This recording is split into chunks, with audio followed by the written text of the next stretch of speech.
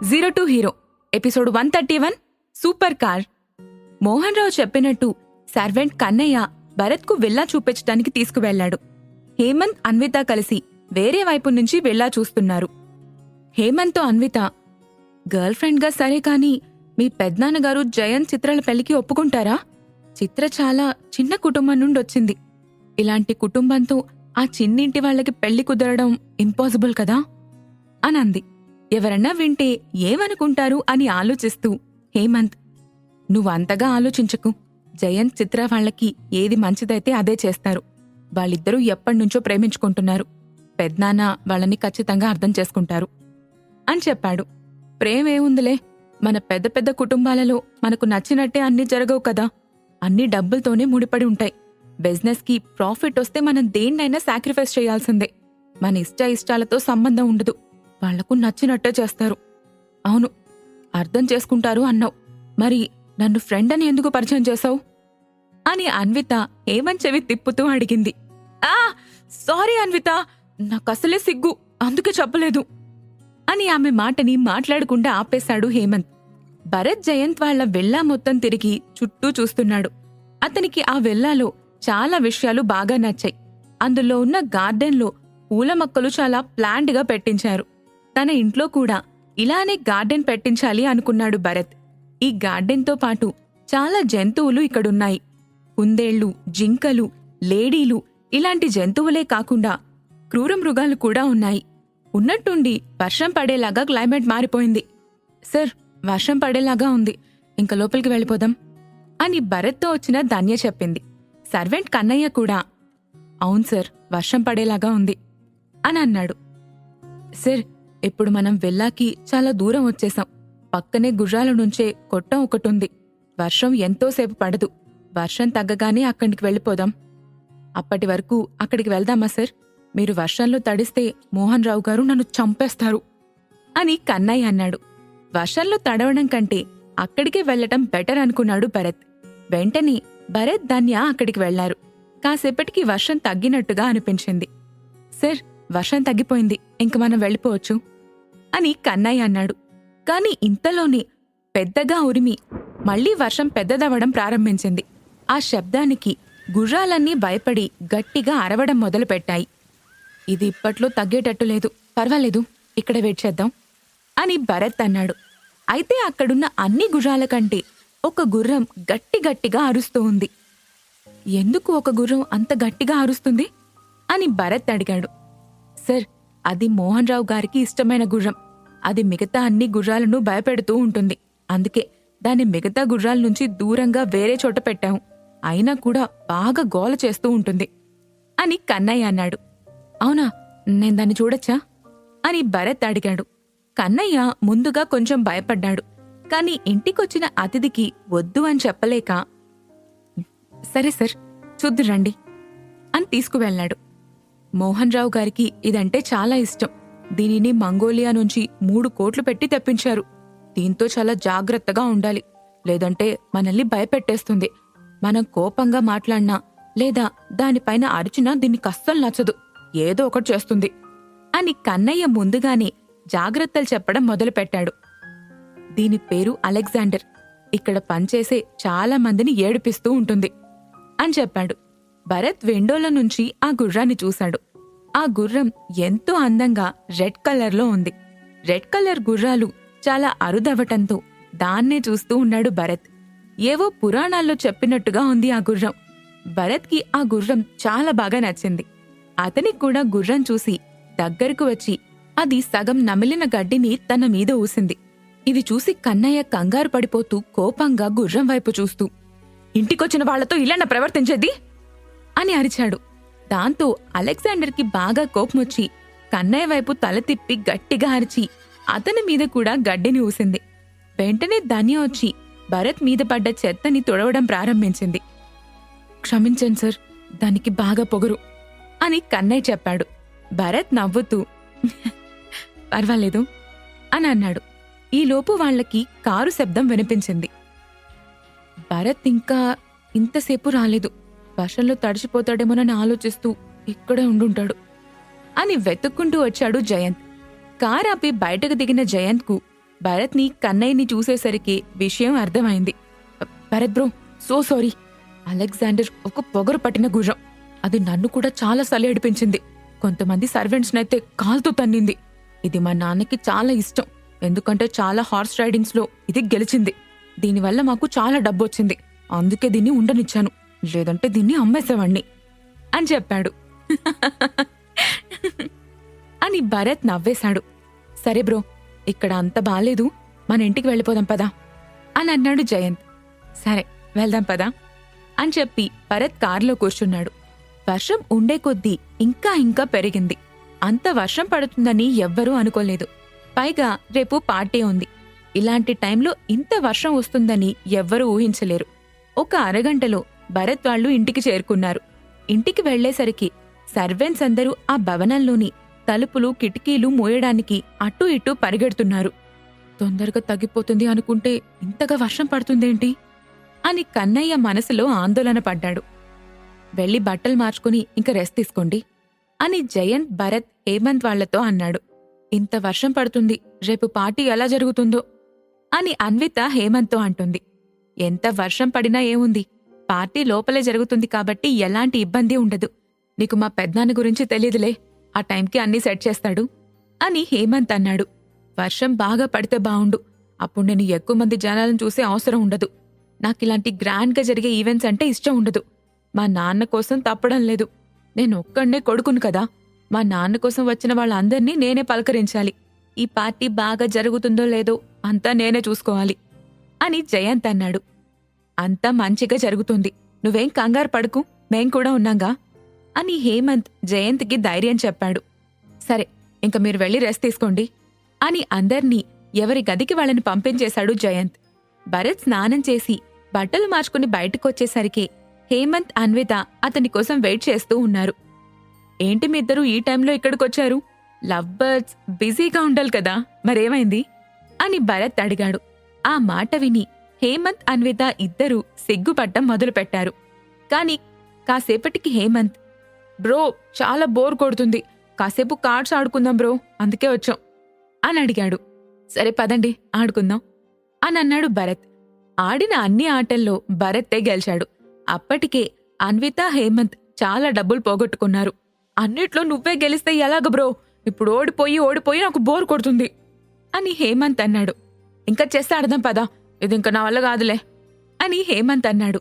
కొన్ని ఆటల్లో హేమంత్ని గెలవనిచ్చాడు భరత్. కాసేపటికి భరత్కి బాగా నిద్రొచ్చింది. ఇంక రెస్ట్ తీసుకుందామా, నాకు బాగా నిద్రొస్తుంది అని భరత్ అన్నాడు. ఓకే బ్రో, గుడ్ నైట్ అని చెప్పి హేమంత్, అన్విత అక్కడ్నుంచి వెళ్లిపోయారు. రాత్రి వర్షం ఇంకా పెరిగింది. ఆ తర్వాత రోజు భరత్ నిద్రపోయి చాలా లేటుగా లేచాడు. బాగా లేట్ అయిందని త్వరగా రెడీ అయ్యి కిందకొచ్చేశాడు. కాని భరత్ అనుకున్నట్టు అక్కడ ఏ పార్టీ జరగడం లేదు. అసలు పార్టీ కోసం ఎవ్వరూ రాలేదు. ఇంట్లో సర్వెంట్స్ తప్ప ఎవ్వరూ కనిపించలేదు. భరత్కి ఏం అర్థం కాలేదు. ఈలోపు అటుగా వెళ్లే ఒక సర్వెంట్ని పిలిచి, ఏంటి ఏమైంది, పార్టీ క్యాన్సిల్ చేశారా అని అడిగాడు భరత్. అవును సార్, పార్టీ క్యాన్సిల్ చేశారు అని చెప్పాడు సర్వెంట్. సౌండ్ ప్రూఫ్ గోడలుండటం వలన నిన్న రాత్రి అంతలా వర్షం పడుతుందని భరత్కి తెలీదు. ఈలోపు కన్నయ్య అక్కడికొచ్చి, సార్ నిన్న బాగా వర్షం పడింది. ఈ రాజమండ్రి చుట్టుపక్కల ఊర్లు మొత్తం మునిగిపోయాయంట. రాజమండ్రిలో కూడా రోడ్స్ మొత్తం నీటిలో మునిగిపోయాయి. చాలా గ్రామాల్లో వరదలొస్తున్నాయంట. ఈ చుట్టుపక్కలున్న అందరిలో మోహన్ రావు గారే డబ్బున్న వ్యక్తి. ఇలా జనమంతా ఇబ్బంది పడుతుంటే ఆయన ఇంకా పుట్టినరోజు పార్టీని క్యాన్సిల్ చేసేశారు. ఆయన జనాలకి హెల్ప్ చేయడానికి వెళ్లారు. జయంత్ గారు కూడా వేరే గ్రామాలకు జనాలకు సహాయం చేయడానికి వెళ్లారు. సార్, మీకు ఏమన్నా కావాలంటే మమ్మల్ని అడగండి అని చెప్పి అక్కడ్నుంచి వెళ్లిపోయాడు. భరత్ ఇంకా తన చుట్టుపక్కల ఏం జరుగుతుందో అని మిగతా సర్వెంట్స్ ద్వారా తెలుసుకున్నాడు. తనకు తెలిసిన న్యూస్ ఛానల్స్కి ఫోన్ చేశాడు, కాని ఫోన్ కలవలేదు. ఇంకా టీవీ వార్తల్లో ఎంతో మంది చనిపోయారని తెలిసింది. కాసేపటికి టీవీ కూడా ఆగిపోయింది. ఒక 20 నిమిషాల తర్వాత అక్కడికి హేమంత్, అన్విత కూడా వచ్చారు. అప్పటికే హేమంత్కి, అన్వితకి విషయం మొత్తం అక్కడ సర్వెంట్స్ చెప్పేశారు. హేమంత్ తన బాబాయ్ జయంత్ ఇద్దరూ తనకి చెప్పకుండా వెళ్లారని కొంచెం బాధపడ్డాడు. జయంత్ వాళ్ళిల్లు కొండపై ఉండటం వల్ల వాళ్లకి ఏ ప్రాబ్లం రాలేదు. ఈలోపు ధన్య అక్కడికొచ్చి, సార్ ఎయిర్పోర్ట్ కూడా నీటితో మునిగిపోయింది. ఇప్పుడు మనం టేకాఫ్ చేయడానికి అస్సలు కుదరదు అని చెప్పింది. ఇలా జరుగుతుందని అస్సలు అనుకోలేదు బ్రో అని హేమంత్ అన్నాడు. చుట్టుపక్కల గ్రామాలన్నీ వరదల్లో కొట్టుకుపోతున్నాయంట. వాళ్ళకి సహాయం చేయడానికి వెళ్లాడు. జయంత్ వేరే ఊరికి వెళ్లాడంట. మనం ఏం చేద్దాం అని అన్నాడు హేమంత్. అప్పటికే భరత్ జయంత్కి చాలాసార్లు ఫోన్ చేశాడు, కానీ అస్సలు ఫోన్ కలవలేదు. జయంత్ వేరే వాళ్ళకి హెల్ప్ చేయడానికి వెళ్ళినప్పుడు మనం ఇక్కడ లోపల కూర్చుంటే మనం ఇక్కడ ఉండి కూడా ఏం ఉపయోగం అని భరత్ అన్నాడు. కానీ మనం ఏం చేయగలం? ఇది మన వైజాగ్ కూడా కాదు. ట్రాఫిక్ కూడా మొత్తం ఆగిపోయింది. రోడ్లపై నీళ్లొచ్చి కార్లు కూడా కొట్టుకుపోతున్నాయంట. ఇలాంటి సమయంలో హెల్ప్ చేయడానికి మనం ఎవరిని పిలవాలి అని హేమంత్ అన్నాడు. అవును, మన నలుగురం మాత్రమే ఎంత చేయగలం? ఏదైనా తేడా వచ్చిందంటే మనం ఇంకా పెద్ద ప్రాబ్లం క్రియేట్ చేసినట్టుగా అవుతుంది అని అన్విత అంది. ఇక్కడ 10 లక్షల మంది జనాభా పైనే ఉంటారు. మన నలుగురం ఎంతమందిని కాపాడగలం? మన రెస్క్యూ ఫోర్స్ కూడా వైజాగ్లోనే ఉంది అని హేమంత్ గుర్తు చేశాడు. భరత్ అంతా విన్నాక, అవును, మోహన్ రావు గారి పుట్టినరోజుకి అటెండ్ అవ్వాలని వచ్చిన వాళ్ళందరూ హోటల్లోనే ఉన్నారు కదా.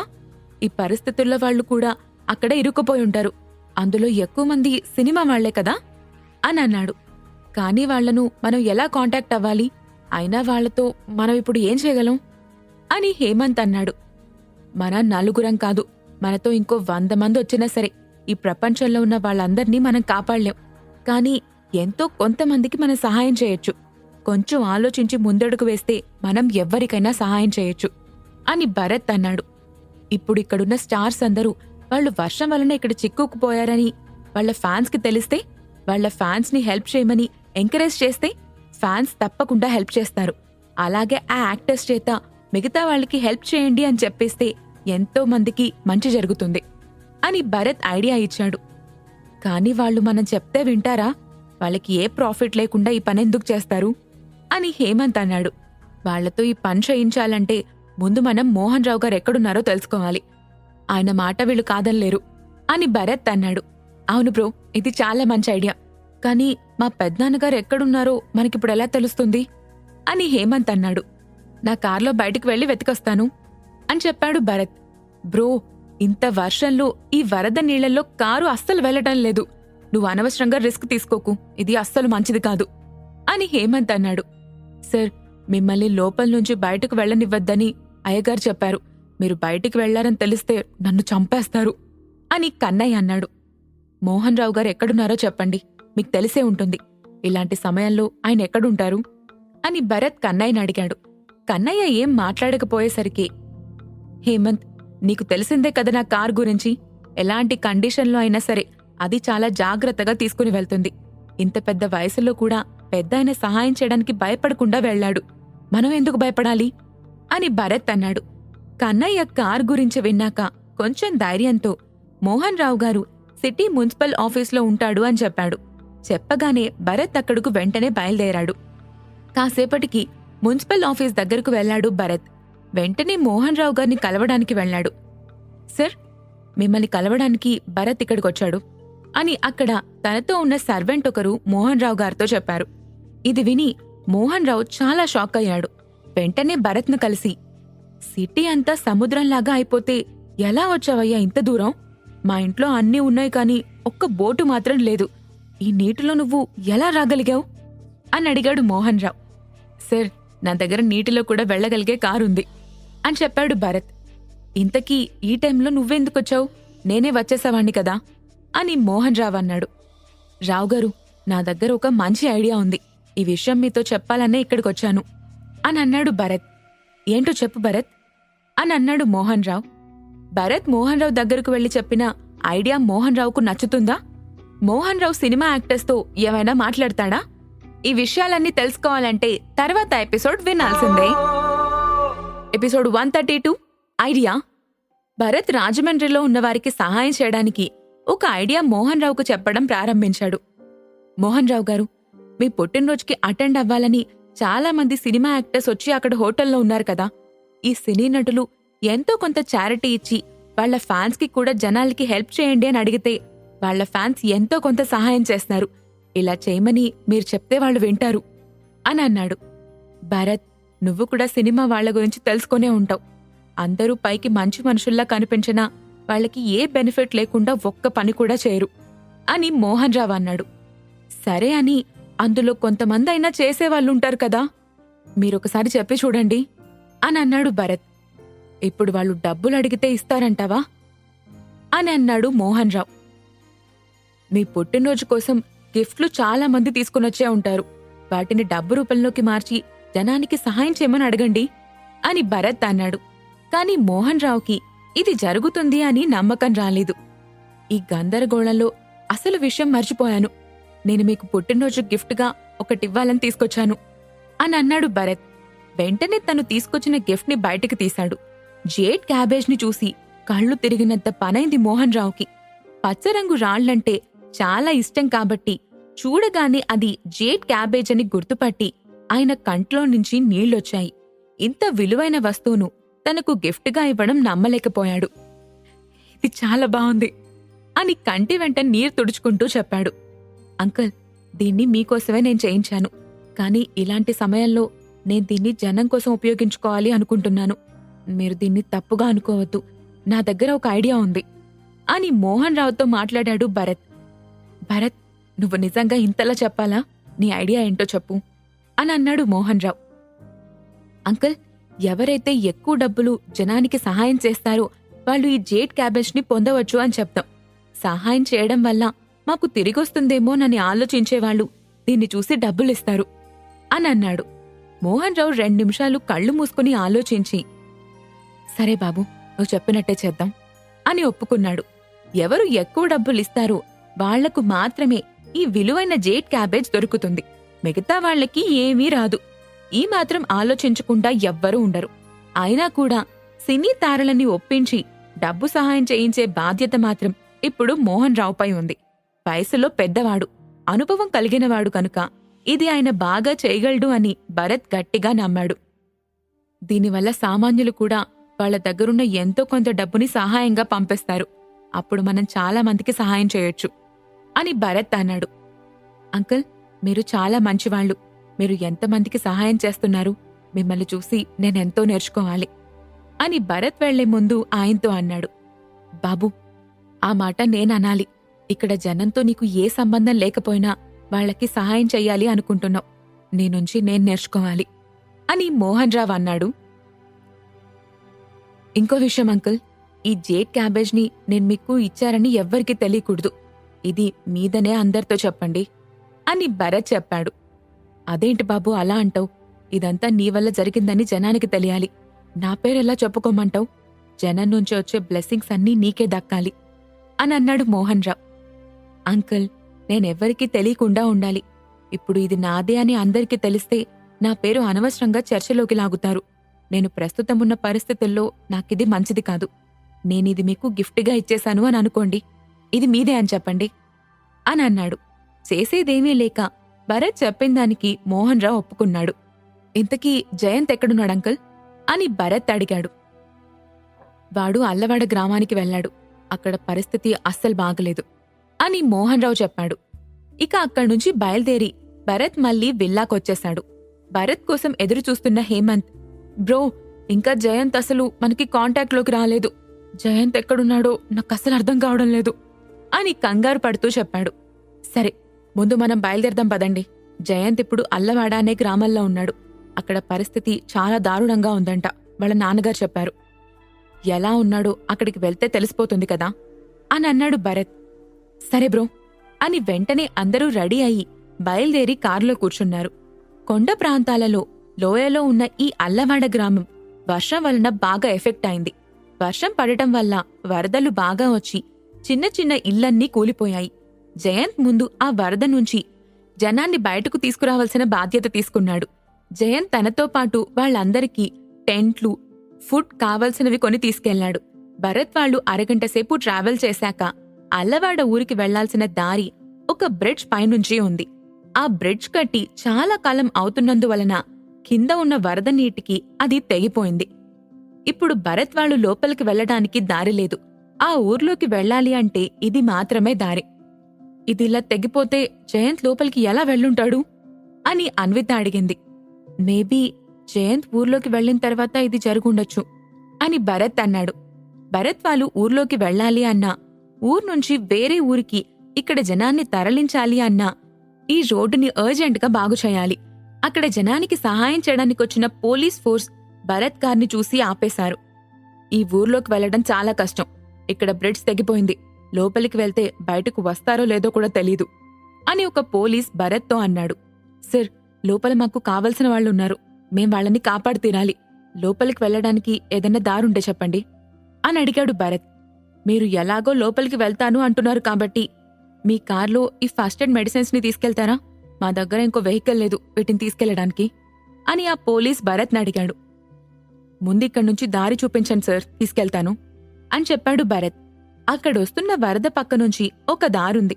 అది కూడా చాలా జాగ్రత్తగా వెళ్ళాలి. మీ కార్ని చాలా నెమ్మదిగా జాగ్రత్తగా డ్రైవ్ చేయకపోతే మీరు వరదల్లో కొట్టుకుపోతారు. అది ఒక్కటే ఈ ఊర్లోకి వెళ్లడానికి దారి. అది కూడా కాసేపటికి నీటితో నిండిపోతుంది అని ఆ పోలీస్ చెప్పాడు. సరే సార్, ముందు మీరు వెళ్ళండి, వెనకాల మేం కూడా నెమ్మదిగా వస్తాం అని భరత్ అన్నాడు. ఆ పోలీస్ వ్యాన్లో కొంతమంది డాక్టర్లు, నర్సులు కూడా వచ్చారు. అత్యవసర పరిస్థితుల్లో వీళ్లు ఇలా గ్రామాలకొచ్చి సహాయం చేయాలి. అయితే ఇలాంటి పరిస్థితుల్లో ఆ గ్రామాల్లోకి వెళ్లాలంటే వాళ్ళంతా చాలా భయపడిపోయారు. ఈ గ్రామాల్లోకి వెళ్లడానికి దారి లేదని తెలిసిన తర్వాత నర్సులు సంతోషపడ్డారు. కాని ఇప్పుడు ఒక దారుందని తెలిసిన తర్వాత మళ్లీ భయపడ్డం మొదలుపెట్టారు.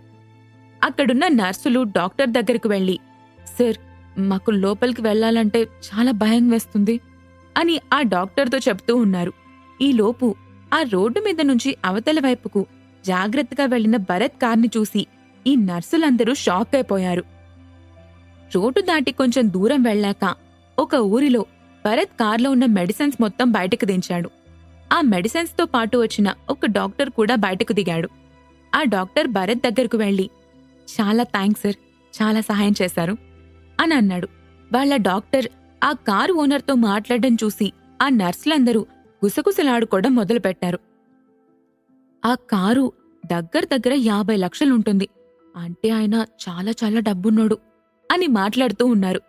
సార్, మీరేమీ అనుకోకపోతే మీరు వెళ్లే దారిలో నన్ను కూడా డ్రాప్ చేస్తారా? ఆ ఏరియాలో మెడిసిన్ నేను సప్లై చేయాలి. ప్లస్ అక్కడ ఏ డాక్టర్ లేరంట, నన్నక్కడికి రమ్మని చెప్పారు అని భరత్ను రిక్వెస్ట్ చేశాడు ఆ డాక్టర్. పర్వాలేదు సార్, మీరు కూడా రండి అని చెప్పాడు భరత్. అంటే నేనొక్కడనే కాదు సార్, నాతో పాటు కొందరు నర్సులు కొంచెం మెడిసిన్ కూడా తీసుకెళ్ళాలి అంటూ అయోమయంగా డాక్టర్ నర్సులను చూపిస్తూ అన్నాడు. ఇంకా మెడిసిన్ కార్లో పెట్టడానికి ప్లేస్ లేదు. ఆ మెడిసిన్ మొత్తాన్ని వాటర్ ప్రూఫ్ క్లాత్తో చుట్టి కార్ పైన తాడులతో కట్టి అరేంజ్ చేసి జయంత్ దగ్గరికి బయలుదేరారు. కార్లో కూర్చున్న నర్సులు డ్రైవింగ్ చేసేది ఒక అమ్మాయని తెలిసి షాక్ అయ్యారు. ఇంతసేపు ధన్య కార్ను డ్రైవ్ చేసింది. కాసేపటి తర్వాత అన్విత కార్ను డ్రైవ్ చేయడం మొదలుపెట్టింది. అన్వితకు రేసింగ్లో అనుభవం ఉంది కాబట్టి ఇలాంటి ప్లేస్లో చాలా జాగ్రత్తగా డ్రైవింగ్ చేస్తుంది అని భరత్ అన్వితకు డ్రైవింగ్నిచ్చాడు. కొంచెం ముందుకు వెళ్లిన తర్వాత అక్కడ పోలీసులు, ముందుకు వెళ్లే దారంతా చాలా టర్నింగ్స్ ఉన్నాయి, జాగ్రత్తగా వెళ్ళండి అని చెప్పారు. రోడ్డు మొత్తం చాలా టర్నింగ్స్ ఉన్నాయి. ఆ రోడ్లో చాలా జాగ్రత్తగా నడుపుతూ పైకి తీసుకెళ్ళింది అన్విత. కారు కొంచెం అజాగ్రత్తగా నడిపినా లోయలోకి పడిపోతుంది. అందరికీ పైకి వెళ్లే కొద్దీ కళ్ళు తిరగడం ప్రారంభించాయి. నర్సులకంతా కళ్ళు తిరుగుతున్నాయి. కడుపులో తిప్పుతుంది అని మాట్లాడుకుంటుంటే వెంటనే ఆ డాక్టర్ నర్సులతో, మీరు జాగ్రత్తగా ఉండండి, ఇంత లగ్జరీ కార్లో వామిటింగ్ చేస్తే తర్వాత ఏం జరుగుతుందో తెలీదు అని అక్కడున్న నర్సులకు మొత్తం చెప్తూ ఉన్నాడు. వాళ్ళని ఇబ్బంది పెట్టకండి, ఎదిగోండి ఈ కవర్స్ తీసుకోండి, వామిటింగ్ వస్తే వీటిని యూజ్ చేయండి అని భరత్ కవర్స్లను నర్సులకిచ్చాడు. కాసేపటికి డాక్టర్ కూడా, నాక్కూడా ఒక కవర్ ఇవ్వండి భరత్ గారు అని అడిగాడు.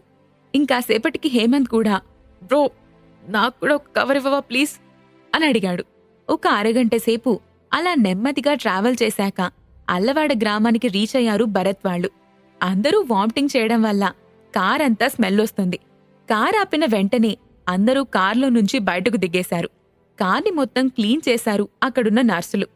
అన్విత కార్లో ఎయిర్ ప్యూరిఫైర్ని ఆన్ చేసింది. భరత్ వర్షంలో తడిచిపోతాడేమోనని వెంటనే గొడుగు తీసుకుని భరత్ వెనకే పరిగెత్తింది ధన్య. మెడిసిన్స్ కోసం ఎదురు చూస్తూ ఉన్న అక్కడి జనం భరత్ వాళ్ళక్కడికి వెళ్లేసరికి చాలా సంతోషించారు. కొండ ప్రాంతం కాబట్టి కొండపై నుంచి పెద్ద పెద్ద రాళ్లు కిందకు జారి ఇళ్లపై పడ్డం వల్ల చాలా మందికి దెబ్బలు తగిలాయి. ఒక అమ్మాయి డ్రైవింగ్ చేస్తూ కార్ని పైకి తీసుకురావటం చూసి అక్కడున్న పోలీసులందరూ క్లాప్స్ కొట్టారు. డాక్టర్, నర్సులు వెంటనే అక్కడున్న వాళ్లకి వైద్యం చేయడానికి వెళ్లిపోయారు. ఇప్పుడు భరత్ వాళ్ళు జయంత్ ఎక్కడున్నాడో వెతకడం మొదలుపెట్టారు. ఒక 15 నిమిషాల తర్వాత వాళ్లకి జయంత్ కనిపించాడు. అయితే అక్కడున్నది జయంతేనని అర్థం కావడానికి భరత్ వాళ్లకి చాలా టైం పట్టింది. ఆ వర్షంలో జనాలకు సహాయం చేస్తూ చేస్తూ జయంత్ రూపు చాలా మారిపోయింది. జయంత్ భరత్ వాళ్ళని చూసి వాళ్ల దగ్గరకు త్వరగా వచ్చి, మీరిక్కడికెందుకొచ్చారు బ్రో? మధ్యలో బ్రిడ్జ్ కూడా విరిగిపోయింది కదా అని అడిగాడు. ఆ బ్రిడ్జిని మళ్లీ కట్టాలంటే 4 రోజులు పడుతుంది. వీళ్ళక్కడికి ఎలా వచ్చారో జయంత్కి అర్థం కాలేదు. జయంత్ను చూడగానే పరిగెత్తుకుంటూ అతని దగ్గరకొచ్చింది చిత్ర. ఏం చెప్పకుండా వెళ్ళిపోవాలా? కనీసం వెళ్లే ముందు ఒక్క మాటైనా చెప్పొచ్చు కదా, నీకేమన్నా అయితే అని చిత్ర కన్నీళ్లు పెట్టుకుంది. నీకేమైందోనని మాకు చాలా భయమేసింది, అందుకే వచ్చేశాం అని భరత్ అన్నాడు. అసలు నాకు ఒక్క మాటైనా చెప్పొచ్చు కదరా. అవును, వంటి నిండా బురదేంటి అని అడిగాడు హేమంత్. ఇందాక ఒక ఇల్లు కూలిపోయింది. ఆ ఇంటి నుంచి జనాల్ని బయటకు తీసుకురావడానికి లోపలికెళ్లాల్సొచ్చింది. అప్పుడే ఈ బురదంతా నాకు అంటుకుంది అని చెప్పాడు జయంత్. ఇంతకీ అంతా బానే ఉన్నారా అని హేమంత్ అడిగాడు. ఇక్కడ అర్జెంటుగా మెడిసిన్ కావాలి, ఇక్కడ మెడిసిన్ అయిపోయింది అని డల్గా చెప్పాడు జయంత్. మేం వచ్చేటప్పుడు మెడిసిన్ తీసుకొచ్చాము, నువ్వేం కంగారు పడకు అని భరత్ చెప్పగానే జయంత్ చాలా సంతోషించాడు. ఇప్పుడు మీరు మెడిసిన్ తీసుకురాకపోతే ఇక్కడ ఎంతమంది ప్రాణాలు పోయేవో మీకు తెలీదు. అందరూ మెడిసిన్ కోసమే ఎదురు చూస్తూ ఉన్నారు అని అన్నాడు జయంత్. వీళ్లంతా మాట్లాడుకుంటూ ఉండగానే ఇంకొక ఇల్లు కూలిపోయింది అని జయంత్కు సిగ్నల్ వచ్చింది. మీరిక్కడే ఉండండి, నేనిప్పుడే వస్తాను అని అక్కడ్నుంచి బయలుదేరబోయాడు జయంత్. ఏమైందో చెప్పేళ్ళు అని అడిగాడు భరత్. ఇంకొక ఇల్లు కూలిపోయిందంట, అందులో జనం ఉన్నారు, వాళ్ళని బయటకు తీసుకురావాలి, కూలిపోయిన ఇంటిని తవ్వాలి అని చెప్పాడు జయంత్. సరే అయితే మేం కూడా వస్తాం అని భరత్, హేమంత్ కూడా జయంత్తో బయలుదేరతారు. సరే, మీరంతా చాలా జాగ్రత్తగా ఉండండి, తిరిగి త్వరగా వచ్చేసేయండి అని వాళ్లతో చెప్పింది అన్విత. హేమంత్ వెళ్లేదారిలో, ఒరే జయంత్, ఇక్కడ పరిస్థితి చాలా దారుణంగా ఉంది అని అన్నాడు. అవును, అసలిక్కడేం జరుగుతుందో నాకు అర్థం కావట్లేదు హేమంత్. ఇదంతా కొండ ప్రాంతం అవ్వడం వలన చాలా మంది చచ్చిపోతున్నారు, చాలా మందికి తీవ్రమైన గాయాలు తగులుతున్నాయి అని జయంత్ చెప్పాడు. హేమంత్ జయంత్కు భరత్ చేసిందంతా మొత్తం చెప్పాడు. అంత విలువైంది ఎందుకిచ్చేశావు బ్రో అని భరత్ వైపు చూసి జయంత్ అడిగాడు. అది నాది కాదు, మీ నాన్నగారికిచ్చేశాను, ఆయనే ఇదంతా చేస్తున్నారు అని అన్నాడు భరత్. అవునులే, ఇలాంటి సమయంలో వాటి వలన మనకు ఏం ఉపయోగం ఉంది? ఒక మనిషి ప్రాణం కంటే ఏదెక్కువ? అది వేరే వాళ్ళకి ఇచ్చేయడం వల్ల జనానికి మంచి జరుగుతుంది అంటే అంతకన్నా సంతోషమే ఉంది అని అన్నాడు జయంత్. వర్షంలో నడుస్తూ ఎక్కడ ఇల్లు కూలిపోయిందో వెతికి అక్కడున్న వాళ్ళని జయంత్ వాళ్ళు కాపాడారు. అప్పటికి వర్షం ఇంకా తగ్గలేదు. అక్కడ జనం ఎప్పుడు ఏ కొండ మీద నుంచి ఏ రాయి జారి మీద పడుతుందో, ఏ ఇల్లు కూలిపోతుందో అని భయంతో బిక్కుబిక్కుమంటూ ఉన్నారు. జయంత్ తనతో పాటు తీసుకొచ్చిన టెంట్, ఫుడ్ సామాన్లు సరిపోవడం లేదు. సినీ తారలు మోహన్ రావు చెప్పినట్టుగా విని సహాయం చేశారా? అల్లవాడ గ్రామంలో పరిస్థితి ఏవైనా మారిందా? ఇవన్నీ తెలుసుకోవాలంటే తర్వాత ఎపిసోడ్ వినాల్సిందే. ఎపిసోడ్ 133 అల్లవాడ గ్రామం. అల్లవాడలో ఇంకా వర్షం పడుతూనే ఉండటంతో అక్కడి జనం ఎప్పుడు ఏమవుతుందో అని భయంతో ఉన్నారు. చీకటి పడ్డాక భరత్, జయంత్, హేమంత్ అంతా ఒకే చోట కూర్చున్నారు. జయంత్ ఇంకా కంగారు పడుతూ ఉండటం చూసిన భరత్ జయంత్ పైన చెయ్యి వేసి, బ్రో, నువ్వు కూల్గా ఉండాలి, నువ్వు మంచిగా ఉంటేనే వేరే వాళ్ళకి సహాయం చేయగలవు, నన్ను నమ్ము, రేపొద్దున సిచ్యువేషన్ చాలా మారుతుంది అని ధైర్యం చెప్పాడు. ఇంకో పక్క మోహన్ రావు రాజమండ్రిలో భరత్ చెప్పినట్టు చేస్తూ పోతున్నాడు. మోహన్ రావు ముందుగా సినీ తారలతో మాట్లాడాడు. చేతనైనంత సహాయం చేయండి, మీ ఫ్యాన్స్ని కూడా సహాయం చేయమని ఎంకరేజ్ చేయండి, మీ వల్ల జనానికి మంచి జరుగుతుంది, జనం వల్లని మీరివాళ ఈ స్టేజ్లో ఉన్నారు అని మర్చిపోకండి, వాళ్లకి ఏదో ఒకటి చేయాలి, ఈరోజు చేసే అవకాశం వచ్చింది అని అందరితో మాట్లాడాడు. మోహన్ రావు అనుకున్నట్టుగానే దీనికి అందరూ సమ్మతించలేదు. రాజమండ్రి మొత్తానికి సరిపోయే డబ్బులు వాళ్లు ఎక్కడ్నుంచి తీసుకొస్తారు అని ఆలోచించడం మొదలుపెట్టారు. ఎవరో ఒక 20-30 మంది సహాయం చేశారు తప్ప మిగతా వాళ్ళు ఎవ్వరూ మాట్లాడలేదు. ఇదంతా జరుగుతుందని ముందుగానే అనుకున్న మోహన్ రావు ఇప్పుడు తన దగ్గరున్న జేడ్ క్యాబేజ్ని బయటకు తీసి, ఎవరైతే ఎక్కువ సహాయం చేస్తారో వారు ఈ జేడ్ క్యాబేజ్ను గెలుచుకోవచ్చు అని బహిరంగంగా అందరికీ చెప్పాడు. అది చూసిన సినీ తారలు మొత్తం షాక్ అయిపోయారు. అప్పటి వరకు సహాయం చేయడానికి పెద్దగా మొగ్గు చూపలేదు. వాళ్ల మొహంలో మార్పులు చూసిన మోహన్ రావు, భరత్ మనసున్న మహారాజు అని మనసులో అనుకున్నాడు. తనకి ఏ ప్రాఫిట్ లేకపోయినా అందరికీ సహాయం చేశాడు అని, ఇంత గొప్ప మనిషిని మోహన్ రావు తన జీవితంలో కలిసినందుకు ఎంతో సంతోషించాడు. ఎప్పుడైతే మోహన్ రావు ఆ జేడ్ క్యాబేజ్ని బయటికి తీశాడో అందరి మొహాలు మారిపోయాయి. అప్పటి వరకు సహాయం చేయడానికి పెద్దగా ఇష్టపడిన వాళ్లంతా ఇప్పుడు మనసు మార్చుకున్నారు. ఇప్పుడు అందరూ ఎలాగైనా జేడ్ క్యాబేజ్ని గెలుచుకోవాలి అనుకుంటున్నారు. అందరూ మోహన్ రావు దగ్గరికొచ్చి మేం డబ్బులిస్తామని చెప్పడం మొదలుపెట్టారు. అయితే అందులో కొంతమంది మాత్రం ఇంకా సైలెంట్గానే ఉన్నారు. వాళ్లల్లో గీతిక కూడా ఉంది. బేబీ, మనం కూడా డబ్బులిస్తే మనం జేడ్ క్యాబేజ్ని గెలుచుకోవచ్చేమో అని గీతిక చెవిలో అన్నాడు ఆదిత్య. ఆదిత్య, నీకింకా అర్థం కావట్లేదా? ఇక్కడ మనకన్నా చాలా మంది డబ్బున్న వాళ్ళున్నారు. మనం ఇందులో ఎలా గెలుస్తాం అని గీతిక అడిగింది. కాసేపటికి గీతిక పైకి లేచి అందరి ముందు, మన అందరం డబ్బులిస్తాము, కాని ఎవరో ఒకరు మాత్రమే దీన్ని గెలవగలరు. మీరే ఆలోచించండి. మాకంటే డబ్బున్న వాళ్ళు ఉన్నారు కదా, వాళ్లతో మేము పోటీ పడగలమా అని అందరి ముందు అడిగింది గీతిక. కాసేపటికి మోహన్ రావు మళ్లీ అక్కడికొచ్చి, ఇందాక చెప్పిన దాంట్లో చిన్న మార్పు గురించి చెప్పడానికి మళ్లీ వచ్చాను. ఎవరు ఎక్కువ డబ్బులిస్తారో కాదు, ఎవరు ఎక్కువ మందితో డబ్బులు సహాయం చేయిస్తారో వాళ్లే గెలుస్తారు అని మోహన్ రావు చెప్పి అక్కడ్నుంచి వెళ్లిపోయాడు. ఆ మాట వినగానే ఆదిత్య చాలా సంతోషపడ్డాడు. ఎందుకంటే ఆదిత్యకి చాలా మంది ఫాలోవర్స్ ఉన్నారు. మేడం, విన్నావా? ఎవరు ఎక్కువ మందితో డబ్బులు సహాయం చేయిస్తారో వాళ్ళు గెలిచినట్టంట. ఇందులో నేనే గెలుస్తాను అని ఆదిత్య గీతికతో అన్నాడు. నీకన్నా ఎక్కువ ఫాలోవర్స్ ఉన్నవాళ్లు చాలా మంది ఉన్నారు. అయినా ఎంతమంది నువ్వు చెప్పిన మాట విని డబ్బులు సహాయం చేస్తారని నువ్వనుకుంటున్నావు అని గీతిక ఆదిత్యని అడిగింది.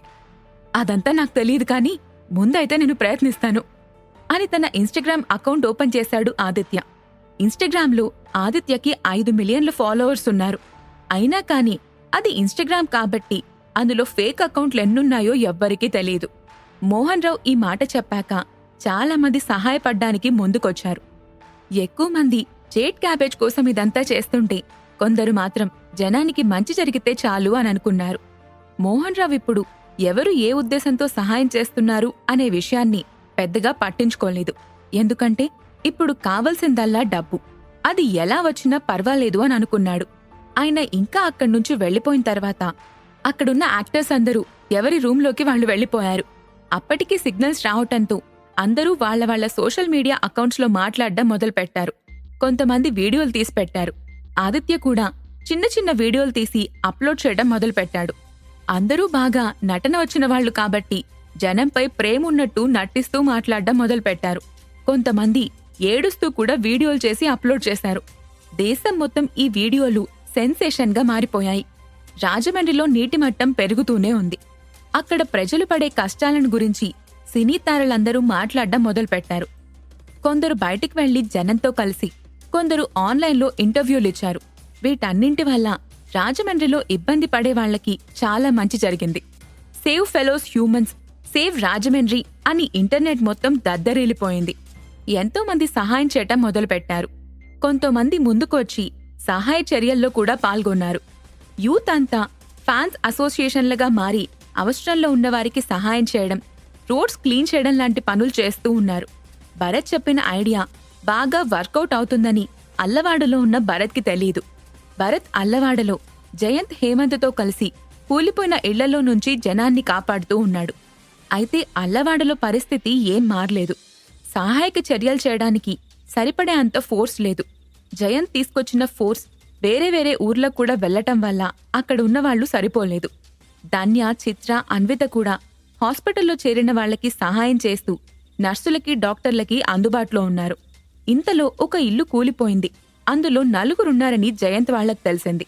వెంటనే అక్కడికి 3 వెళ్లారు. 3 ఇంటిని తవ్వడం మొదలుపెట్టారు. అయితే అది వాళ్ల చుట్టాలిల్లు అని జయంత్కి తర్వాత తెలిసింది. ఆ ఇంటి మొత్తాన్ని తవ్వినా అక్కడ ఎవ్వరూ వాళ్లకు కనిపించలేదు. కాని జయంత్ పట్టుకున్న డివైస్లో అక్కడ ఎవరో ఉన్నారని సిగ్నల్ చూపిస్తుంది. ఎంత వెతికినా దొరకడం లేదు. ఈ సిగ్నల్ తప్పుగా చూపిస్తుందేమోని అనుకున్నారు. ఇంకా అక్కడ్నుంచి వెళ్లిపోదాం అనుకున్న భరత్ వాళ్లకి ఎక్కడో నీరసంగా ఒక చిన్న పిల్లాడి ఏడుపు వినిపించింది. తర్వాత కొన్ని నిమిషాల్లోనే ఆ ఏడుపు ఆగిపోయింది. ఆ శబ్దం వినిపించిన వైపుకు పరిగెత్తుకుంటూ అక్కడ తవ్వడం మొదలుపెట్టారు భరత్ వాళ్లు. చాలాసేపు తవ్విన తర్వాత అక్కడ నలుగురు కనిపించారు. వాళ్లల్లో ఒక బాబు తప్ప మిగతా అంతా స్పృహ కోల్పోయారు. ఒక పక్క వీళ్లకి సహాయం చేస్తుంటే పక్కన కొండ మీద నుంచి ఒక పెద్ద రాయి దొర్లుకుంటూ వీళ్ల వైపు రావడం ఎవ్వరూ గమనించలేదు. అది చూసిన జయంత్ పరిగెత్తుకుంటూ వచ్చి బాబుని భరత్ని పక్కకు తోసేశాడు. జయంత్ కనుక రాకపోయుంటే భరత్ బాబు అక్కడికక్కడే చనిపోయుండేవాళ్లు. ఇదంతా చూసిన హేమంత్కు 2 నిమిషాలు అసలేం అర్థం కాలేదు. ఆ తర్వాత భరత్ దగ్గరకు వెళ్లి మాట్లాడాడు హేమంత్. భరత్ బ్రో, నువ్వు ఓకేనా అని హేమంత్ వణుకుతూ భరత్ని అడిగాడు. నేను బాగానే ఉన్నాను, బాబెలా ఉన్నాడు అని అడిగాడు భరత్. బాబు కూడా బాగానే ఉన్నాడు అని జయంత్ చెప్పాడు. సరే, మిగతా వాళ్ళని ఇంక హాస్పిటల్కి తీసుకెళ్దాం పదా అని భరత్ అన్నాడు. అయితే భరత్ హేమంత్లు కంగారులో జయంత్ని గమనించుకోలేదు. భరత్ని పక్కకి తప్పించాలని వచ్చిన జయంత్ మోకాలు ఆ రాయికి గట్టిగా తగిలింది. ఈ విషయం ఎవ్వరూ గమనించలేదు. నడవలేకపోతున్న జయంత్ను చూసి భరత్, ఏమైంది జయంత్ అని అడిగాడు. ఇందాక నేను పక్కకి తప్పించినప్పుడు ఆ రాయి కొంచెం నా కాలికి తగిలింది. పెద్దగా దెబ్బ తగలేదు, లైట్గా కొంచెం రాసుకుంది, నాకేం కాలేదు అని జయంత్ అన్నాడు. అప్పటికే బాగా రక్తం వస్తుంది, వెంటనే హాస్పిటల్కి వెళ్దాం పదా అని భరత్ జయంత్ని పట్టుకున్నాడు. లేదు, నేనిక్కడే ఉండాలి, ఇక్కడ ఎంతమంది జనం చనిపోతున్నారు, అది నేను భరించలేకపోతున్నాను అని జయంత్ అనగానే భరత్ కోపంగా, ఇక్కడ విషయాలు మేం చూసుకుంటాం, ముందు నువ్వు హాస్పిటల్కెళ్ళాలి అని గట్టిగా చెప్పాడు. తనని కాపాడ్డానికి రావడం వల్లనే జయంత్కు దెబ్బ తగిలిందని భరత్ చాలా బాధపడ్డాడు.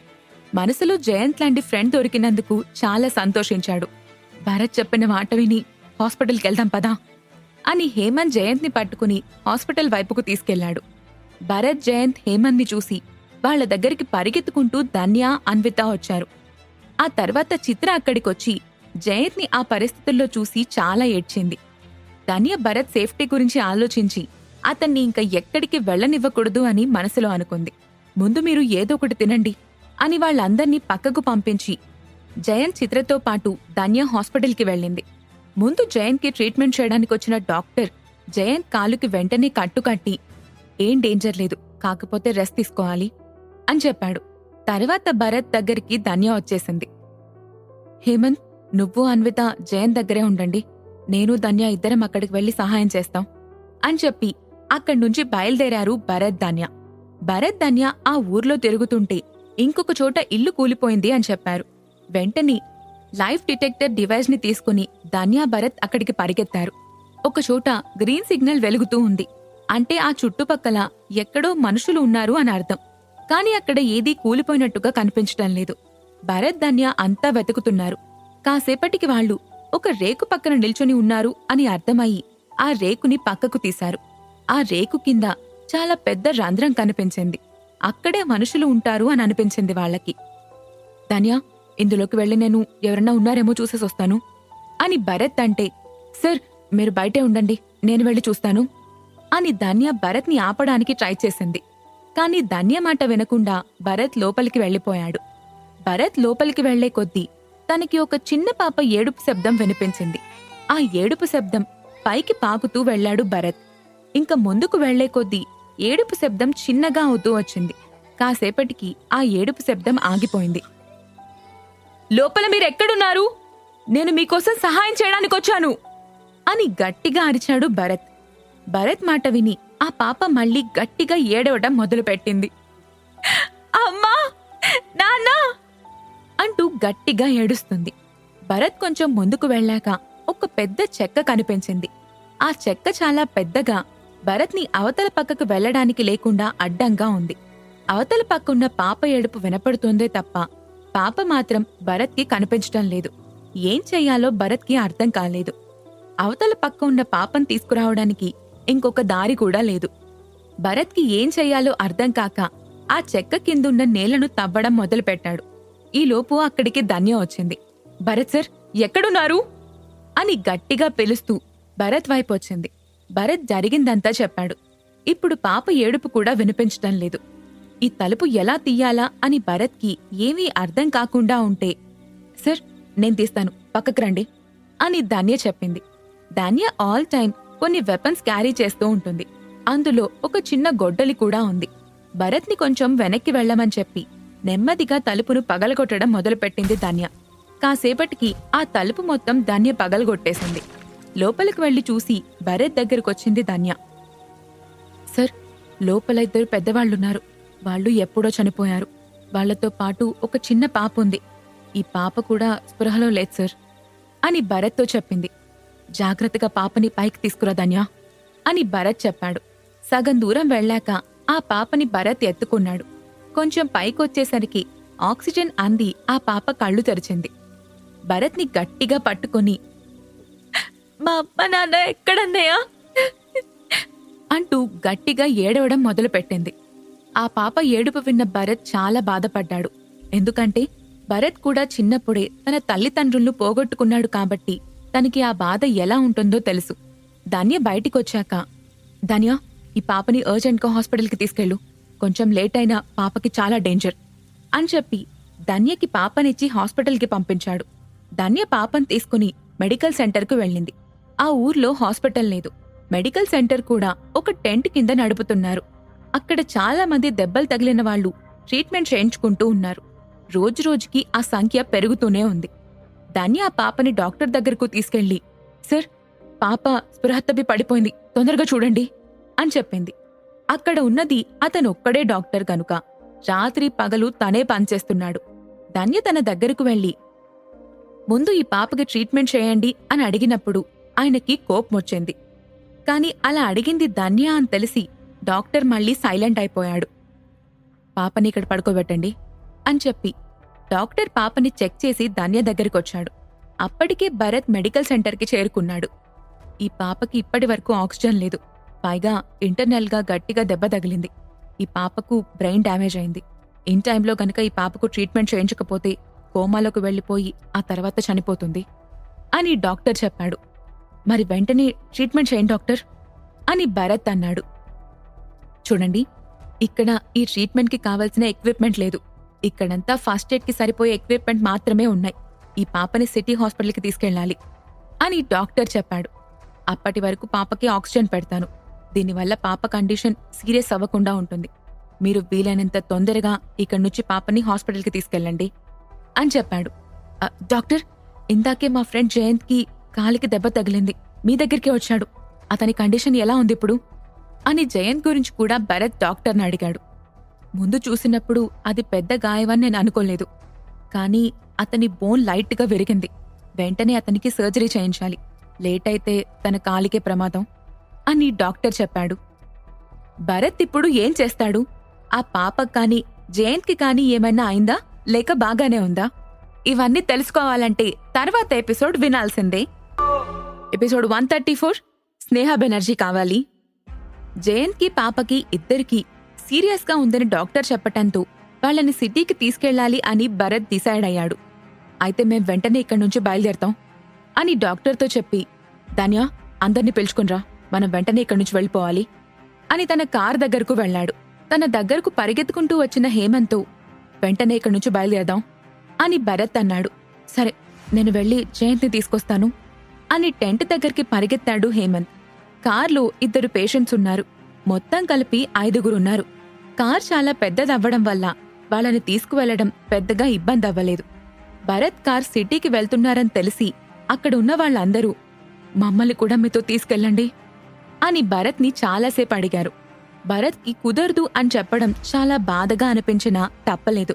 కార్ అప్పటికే నిండిపోయింది. ఈ పాటికి రోడ్ బాగు చేసుంటారు. సహాయం కోసం వేరే బండ్లు వస్తూ ఉంటాయి. నన్ను క్షమించండి అని భరత్ వాళ్లతో చెప్పాడు. కార్ ఎక్కి డోర్ క్లోజ్ చేసి, ఫాస్ట్గా డ్రైవ్ చేయి అని అన్వితతో కంటితోనే చెప్పాడు భరత్. అన్విత కార్ని ఫాస్ట్గా అలాగే జాగ్రత్తగా డ్రైవ్ చేస్తూ వెళ్ళింది. కొంచెం ముందుకు వెళ్లేసరికి చాలా వెహికల్స్ అల్లవాడ వైపు వెళ్లడం చూసి భరత్కు కొంచెం బాధ తగ్గింది. పక్కన మనుషులు బాధపడుతుంటే ఏం చేయలేకపోయినందుకు భరత్కు చాలా బాధగా అనిపించింది. కాని తన ప్రాణ స్నేహితుడు బాధలో ఉన్నప్పుడు అతన్ని చూసుకోవటమే ఇంపార్టెంట్ అనిపించింది. సిటీ దగ్గరికొచ్చే కొద్దీ ఫోన్కి సిగ్నల్స్ అందటంతో వెంటనే భరత్ మోహన్ రావుకి ఫోన్ చేసి జయంత్కి జరిగింది మొత్తం చెప్పాడు. మీరేం భయపడద్దంకుల్, నేను జయంత్ని తీసుకుని హాస్పిటల్కొస్తున్నాను.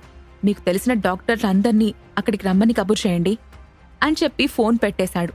తన కొడుకుకి యాక్సిడెంట్ అందన్న విషయం తెలుసుకుని మోహన్ రావు చాలా బాధపడ్డాడు. ఇంతకాలంలో ఎప్పుడూ తన కొడుక్కి ఏమవ్వకుండా చూసుకున్నాడు మోహన్ రావు. జయంత్కి కాలికి దెబ్బ తగిలింది అనగానే మోహన్ రావు చాలా కంగారు పడిపోయాడు.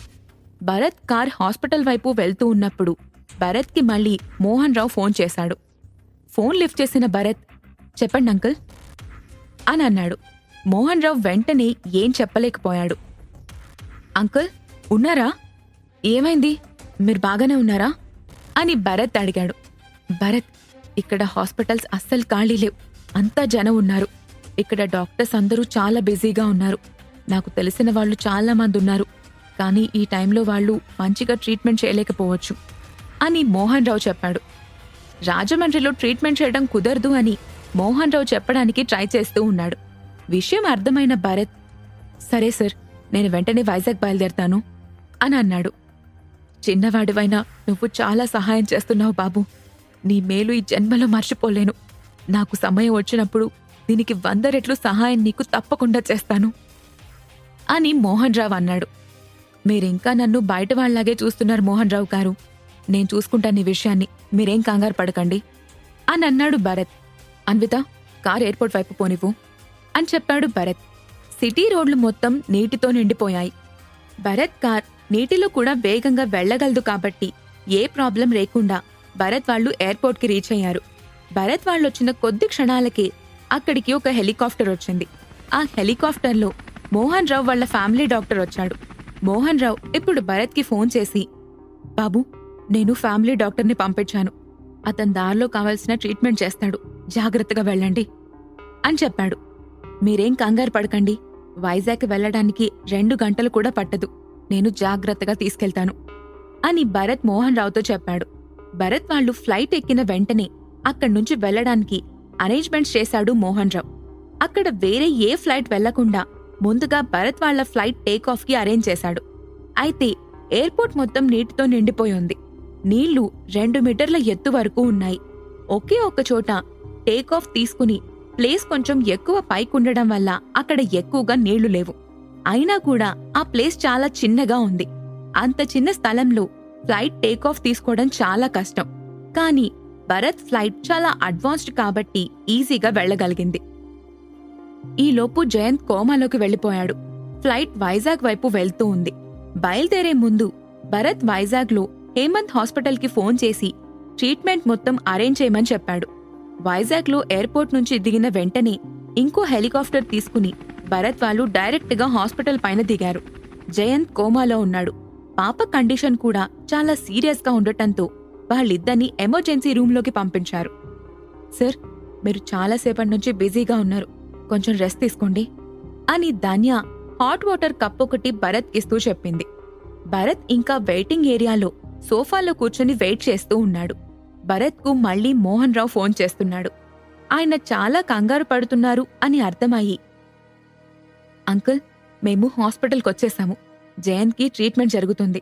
జయంత్ కొంచెం కోలుకోగానే నేనే మీకు ఫోన్ చేస్తాను అని చెప్పాడు భరత్. ఈ మాటకి కొంచెం మామూలు మనిషి అయ్యాడు మోహన్ రావు. అది హాస్పిటల్ హేమంత్ది కావటంతో ఆ హాస్పిటల్ చైర్మన్ తన దగ్గరకొచ్చి, టైంకి తీసుకొచ్చి మంచి పని చేశారు సార్. కొంచెం లేట్ అయినా ఇద్దరి పరిస్థితి చాలా డేంజర్లో పడేది అని చెప్పాడు. ఓకే, ట్రీట్మెంట్ అంతా మంచిగానే జరుగుతుందా అని హేమంత్ అడిగాడు. సార్, మన దేశంలోనే నెంబర్ 1 డాక్టర్తో నేనిక్కడ ట్రీట్మెంట్ చేయిస్తున్నాను.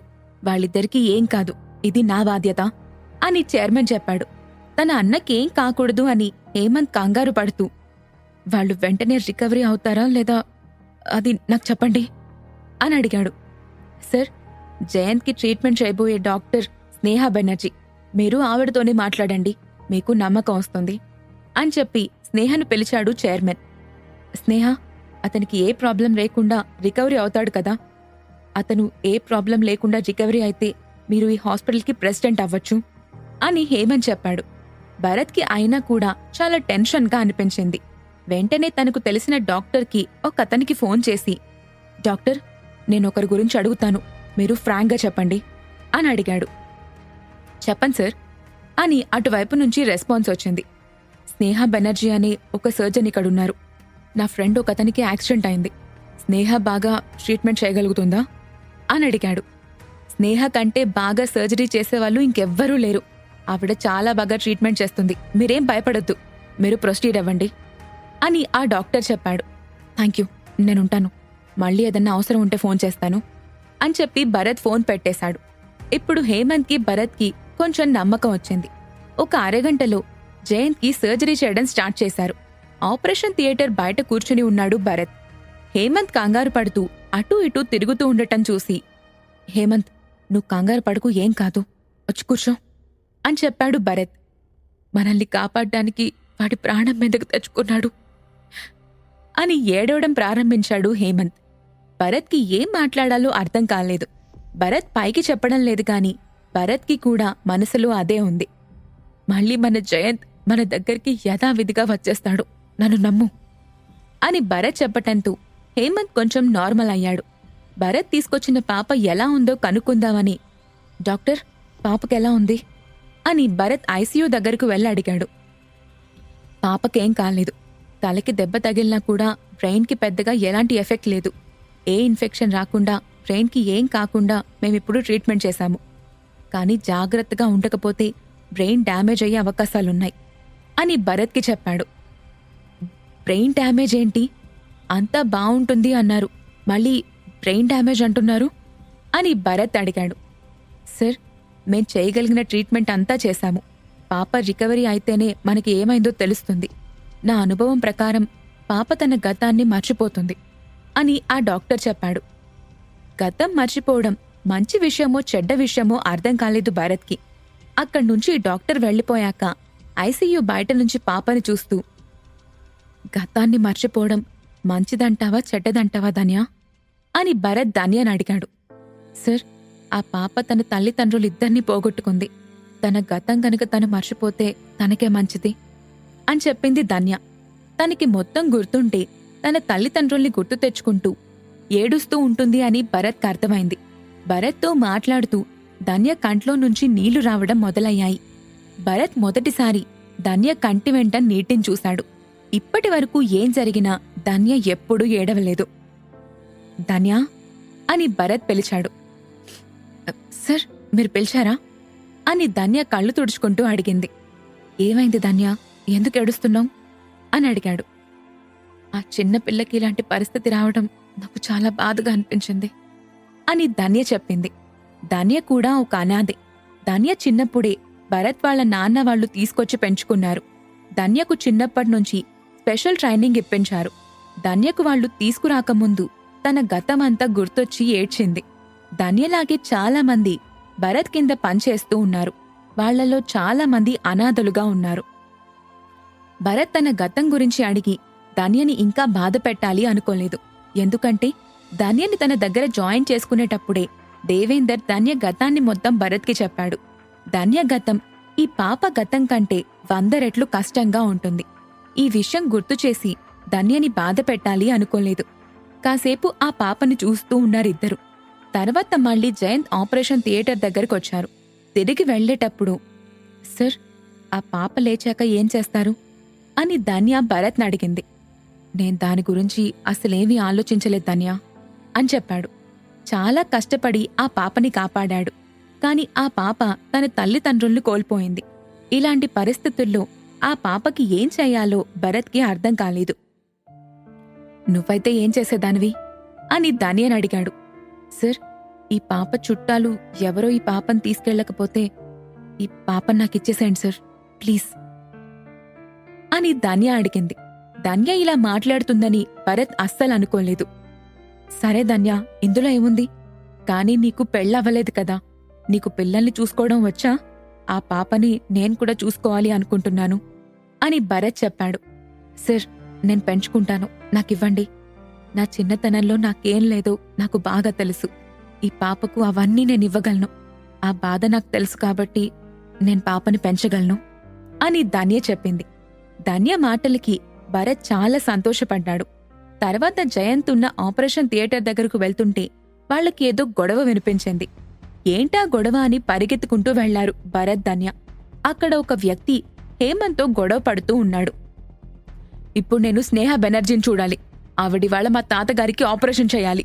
ఆయనకు అస్సలు ఆరోగ్యం బాలేదు. ముందావిడ్ని ఇక్కడ్నుంచి నేను తీసుకెళ్లాలి అని గట్టిగా అరవడం మొదలుపెట్టాడు. మీ తాతగారి దగ్గరికి వస్తారు. ఇప్పుడు ఆల్రెడీ ఒక సర్జరీ చేస్తున్నారు. మీరు డిస్టర్బ్ చేయకుండా వెయిట్ చేయండి అని హేమంత్ చెప్తున్నాడు. హేమంత్ మాట వినకుండా ఆపరేషన్ థియేటర్లోకి వెళ్లాలని చూస్తున్నాడు ఆ వ్యక్తి. ఆ డోర్ దాటి వెళ్లావంటే చచ్చిపోతావు అని భరత్ గట్టిగా అరిచాడు. నువ్వెవడ్రా అని ఆ వ్యక్తి భరత్ని అడిగాడు. మా సర్ పైన అరుస్తావా అంటూ భరత్ వైపు అతనితో పాటు వచ్చిన సెక్యూరిటీ గార్డ్ పరిగెత్తుకుంటూ వచ్చాడు. వెంటనే ధన్య అతన్ని కొట్టి కింద పడేసింది. అక్కడున్న వాళ్లంతా సైలెంట్ అయిపోయారు.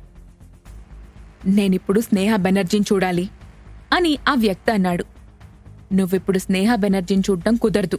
ఇప్పుడు ఆవిడ ఆపరేషన్లో ఉన్నారు. ఆవిడ్ని నువ్వసలు ఇలా డిస్టర్బ్ చేయకూడదు. ఆపరేషన్ అయిందాకా వెయిట్ చేయాలి అని భరత్ అన్నాడు. అంత కోపంలో ఉన్న భరత్ కూల్గా ఈ మాట అనడానికి ఒకే ఒక కారణం జయంత్. ఇక్కడ గొడవ అయితే లోపల ఆపరేషన్ చేసేవాళ్లు డిస్టర్బ్ అవుతారు. అందుకే సైలెంట్ అయ్యాడు భరత్. మొదటిసారి నన్నొకడు ఎదిరించాడు. నీ గురించి తర్వాత చూస్తాను. నా పేరు గుర్తుంచుకో, రాజీవ్ దాసరి అని చెప్పి అక్కడ్నుంచి వెళ్లిపోయాడు. వెంటనే భరత్ దగ్గరకు హేమంత్ పరిగెత్తుకుంటూ వచ్చి, బ్రో, వాడెవడో తెలుసా? మన తెలుగు రాష్ట్రాల్లోనే one of the richest family నుంచి వచ్చాడు అని చెప్పాడు. ఎంత పెద్ద ఫ్యామిలీ నుంచి వచ్చినవాడైనా ఈ టైంలో మనల్ని ఇలా ఇబ్బంది పెట్టడం కరెక్ట్ కాదు. నేనైతే ఇప్పుడు అతని స్టేటస్ను చూసి వెనక్కి అడుగు వేసే పరిస్థితుల్లో లేను అని భరత్ చెప్పాడు. ఎందుకైనా మంచిది, కొంచెం జాగ్రత్తగా ఉండు అని హేమంత్ చెప్పాడు. రాజీవ్ ఇప్పుడు ఏం చేస్తాడు? జయంత్ ఆపరేషన్ అంతా మంచిగా జరిగిందా లేదా?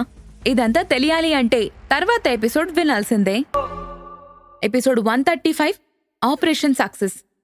రాజీవ్ బాగా రిచ్ కిడ్ అని తెలిసి ఏం చేస్తాడో అని హేమంత్ భయపడుతుంటే భరత్ కూల్గా, నువ్వేం కంగారు పడకు, ఏం చేయాలో నాకు బాగా తెలుసు అని ఫోన్ తీసి ఐలాండ్లో ఉన్న ఓంకార్కి ఫోన్ చేశాడు. ఓంకార్ ఫోన్ లిఫ్ట్ చేసి, సార్, మీరు వైజాగ్ వచ్చేసారా అని అడిగాడు. అవును, వచ్చేసాను. హేమంత్ వాళ్ళ హాస్పిటల్లో ఉన్నాను. 3rd బిల్డింగ్లో ఉన్నాను. అర్జెంట్గా మన వాళ్ళని కొంతమందిని తీసుకుని ఇక్కడికి రావాలి. ఈ బిల్డింగ్ మొత్తాన్ని వాళ్ళు కంట్రోల్ చేయాలి. బయట నుంచి ఒక్కడు కూడా లోపలికి రావడానికి వీల్లేదు అని భరత్ చెప్పాడు. హాస్పిటల్ అనగానే ఓంకార్ కంగారు పడిపోయాడు. హాస్పిటల్ ఏం సార్ మీరు అని అంటూ ఉండగానే జయంత్కి దెబ్బ తగిలింది. దీని గురించి ఇప్పుడు మాట్లాడుకోవడం కరెక్ట్ కాదు. ఎంత త్వరగా వీలైతే అంత త్వరగా ఇక్కడికి సెక్యూరిటీని తీసుకుని నువ్వు వచ్చేసాయి. కొంతమందిని తీసుకుని నువ్వు హెలికాప్టర్లో రా, మిగతా వాళ్ళని బోట్లో రామని చెప్పు అని భరత్ చెప్పాడు. ఓకే సార్, వెంటనే బయలుదేరతాను అని ఓంకార్ ఫోన్ పెట్టేశాడు. ఇక్కడికి సెక్యూరిటీని తీసుకురావడం కరెక్ట్ అంటావా? దానివల్ల ఇక్కడున్న జనాన్ని ఇబ్బంది పెట్టినట్టుగా అవుతుంది కదా. ఇది మన టెరిటరీ కాదు, ఇది ఒక హాస్పిటల్ అని హేమంత్ అన్నాడు. ఏదన్నా ప్రాబ్లం వస్తే చూసుకోవడానికే వాళ్ళని రమ్మన్నాను. వాళ్ళిక్కడ ఏం డిస్టర్బెన్స్ చేయరు అని భరత్ హేమంత్తో చెప్పాడు. హేమంత్ కూడా తన సెక్యూరిటీని ఇక్కడికి పిలుస్తానని చెప్పి బయటికి వెళ్లాడు. ఈ చుట్టుపక్కనున్న ప్రాంతంలో భరత్ కన్నా హేమంత్ ఎక్కువ మందికి తెలుసు. అందుకే హేమంత్ వాళ్ళని పిలవడానికి వెళ్లాడు. కాని ఈలోపే భరత్ వాళ్ల సెక్యూరిటీ హెలికాప్టర్లో హాస్పిటల్కు రీచ్ అయింది. ఓంకార్ భరత్ దగ్గరకు వెళ్లి, సార్, మేము 7గురం ఇప్పుడొచ్చాము. ఇంకా మన వాళ్ళు చాలా మంది బోట్లో వస్తున్నారు అని చెప్పాడు. సరే, లోపల జయంత్కి ఆపరేషన్ జరుగుతుంది. అది కొంచెం టైం పడుతుంది. ఆపరేషన్కి డిస్టర్బెన్స్ లేకుండా చూసుకోవాలి మీరు అని భరత్ చెప్పాడు. వెంటనే జయంత్ ఆపరేషన్ రూమ్ దగ్గరికి ఓంకార్ అండ్ టీం వాళ్ళు వెళ్లారు. ఇంకో పక్క రాజీవ్ కూడా తన సెక్యూరిటీ గార్డ్స్ని రమ్మని చెప్పాడు. రాజీవ్ వాళ్ళ తాతగారికి ఏదో పెద్ద జబ్బుంది. పైగా చాలా పెద్దవాడు అవ్వటం వల్ల డాక్టర్స్ పెద్దగా ఏం చేయలేకపోతున్నారు. బాగా ఎంక్వైరీ చేసిన తర్వాత స్నేహ బెనర్జీ అందరికన్నా మంచి డాక్టర్ అని తెలిసింది. ఆవిడ హాస్పిటల్లో ఉందని తెలిసి అతను కూడా ఫ్లైట్లో ఈ హాస్పిటల్కి చేరుకున్నాడు. స్నేహ బెనర్జీ కోసం వెతుకుతూ వచ్చాడు. ఇందాక భరత్ని అతని సెక్యూరిటీ గార్డ్స్ ఆపడానికి వెళ్లినప్పుడు ధన్య సెక్యూరిటీ గార్డ్ని కొట్టిన దెబ్బ రాజీవ్ కళ్లల్లో నుంచి ఇంకా పోలేదు. అలాంటి సెక్యూరిటీ తనకి లేదని అర్థమయ్యి ఒక గ్యాంగ్ని రెడీ చేశాడు. ఆ గ్యాంగ్ హెడ్ పేరు రంగా. ఒక పెద్ద బాక్స్లో నుంచి డబ్బుని రంగా ముందు విసిరి, హాస్పిటల్లో ఉన్న వాళ్ళందర్నీ బయటికి నెట్టేసి వాళ్లను ఓడిస్తే మీరే డబ్బులు తీసుకెళ్లొచ్చు అని రాజీవ్ చెప్పాడు. రాజీవ్ది వైజాగ్ కాదు. నిజానికి హేమంత్ కన్నా రాజీవ్ చాలా రిచ్. హేమంత్ని ఓడించటం చాలా ఈజీ. కానీ వైజాగ్ తనకు తెలిసిన ప్లేస్ కాదు అని ఆలోచిస్తూ ఉన్నాడు. అందుకే రంగా గ్యాంగ్ని వాళ్ల మీదకు పంపించాడు. అయితే భరత్ అనే ఒకడున్నాడు అని, అతను రాజీవ్ కన్నా చాలా పవర్ఫుల్ అని రాజీవ్కి అర్థం కాలేదు. జయంత్ చచ్చిపోయినా తనకేం ప్రాబ్లం లేదు. ఏది ఏమైనా సరే స్నేహ బెనర్జీని అక్కడ్నుంచి తీసుకెళ్లాలని మాత్రమే అనుకుంటున్నాడు. రంగా గ్యాంగ్ ఇప్పుడు ఆ హాస్పిటల్ దగ్గరకు వెళ్లారు. హేమంత్ సెక్యూరిటీ గార్డ్స్ ఇంకా రాలేదు. ఆపరేషన్ థియేటర్ దగ్గర ఓంకార్ వాళ్ళు టీం 7 మాత్రమే ఉన్నారు.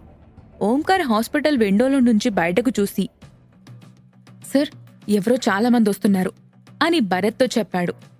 నేను చెప్పాను కదా, వాళ్ళొచ్చేది మనకోసమే. వాళ్ళని లోపలికి రానివ్వకుండా చూసుకోండి.